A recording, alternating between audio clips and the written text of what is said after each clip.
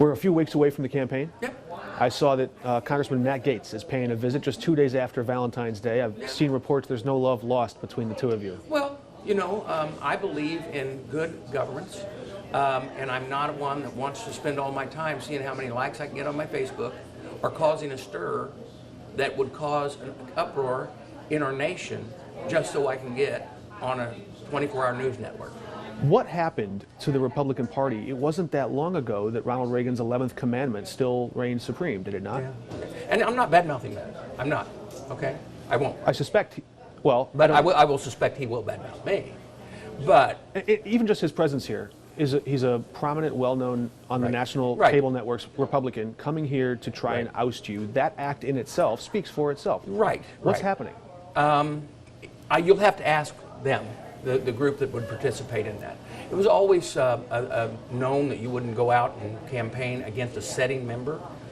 You might even support the other person, but you wouldn't do it in their district. So, and that's all right. You know, this is part of politics. Mm-hmm. I wish that he wouldn't come in, but understand this. I've been endorsed by Jim Jordan. I've been endorsed, we're here tonight with Ronnie Jackson and Luttrell, and the list goes on and on. The speaker has endorsed me. The former speaker has endorsed me. And you've got the Trump signs in the yard out front. I saw those too. Yeah. But what I can't figure out, if I'm being candid, it's a little tough to cover as a journalist because I don't know where the policy disagreements are. I see the personalities. There isn't any policy disagreement, I don't think, except for the fact that maybe, okay, when you do something as bad as what was caused us to be without a speaker for 3 weeks and endanger this nation because you removed the rudder of the ship of government, because that got you on got you back on television where you hadn't been on television, and it got you a lot of likes sent in on your social media. Is the House in a better or worse position under Speaker Johnson than it was under Speaker McCarthy? I think we're in the same position. Same position. I think we're in the same position. Which is? And that is a case where we have a few members that choose not to follow even the basic.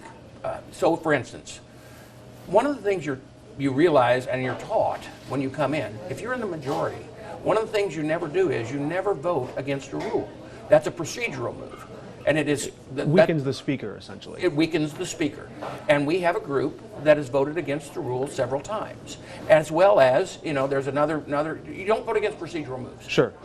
That's what keeps you together as a conference. The together unity part that's the part that's splintering. The majority is so small, each person, if their own personality is that they can seek their own glory by making certain things and making certain statements, and they don't even have to be true. They don't even have to be true. It stirs the national media, it stirs the social media, and it gives them the popularity they want. Remember this. I don't do this job for my ego. I don't do it for my popularity. Mm-hmm. I do it because this nation needs to go in the right direction to maintain the great nation that it is, so that I can hand something better off to my children and grandchildren. I'd love to shift to policy specifics in a moment, but first, before we do, I want to know who is responsible for the Republican division. To what extent is Donald Trump responsible for that? I don't think it is Donald Trump. I think it is individuals seeking this social media thing that has become a frenzy ever since our cell phones are so loaded. He talks about crowd size, talks about ratings, talks about his own popularity. Yep. Is he responsible for some of that thinking? I do not think so. I think that many of the people that watch what goes on see that model and want to run after it possibly. All right, let's look at some of the issues. Why impeach Alejandro Mayorkas, the Department of Homeland Security Secretary? Has he committed a high crime or misdemeanor? He has committed lies. He has not carried out the orders that are law. So when you take an oath to uphold the Constitution, and you take an oath to uphold the laws are very clear in this United States about what is illegal immigration. And he has encouraged illegal immigration. So you think he should resign? I think he should resign. But impeachment is a different act. But this impeachment, and the reason why I support the impeachment is very simple. He has he has chose not to obey the laws of this nation in a power position that is supposed to obey the laws of the nation.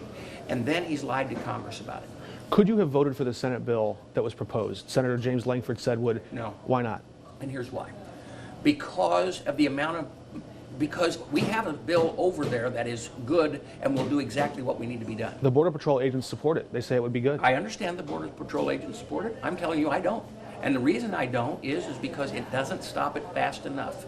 And it also does not implement the remain in Mexico to the level that we need to make sure, and as fast as we need to. It has a provision in there that allows for as many as 5,000 to come across every day. That's where they cap. At that point, there becomes an emergency lockdown. As many as 5,000 can come across every day. But it also beefs up the pipelines and the channels to process those people faster, right? We should lock it down.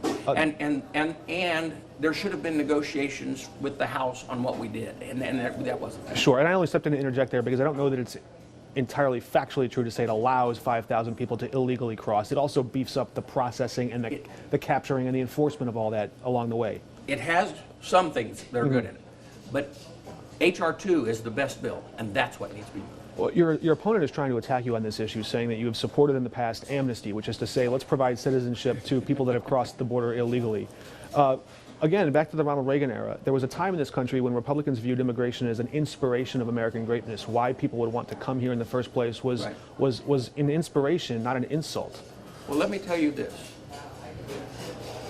The bills that I have supported are bills that actually allow legal, let me be clear on that, legal immigration of our migrant workers, which I believe my opponent has actually used on his farm. He's hired some of them, yeah. It's cheap labor. I'm sure he has.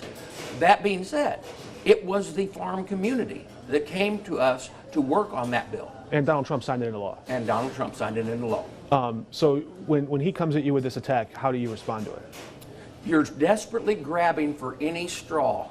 The constituents that I serve know good and well, and especially the ones that those bills would affect, the farmers.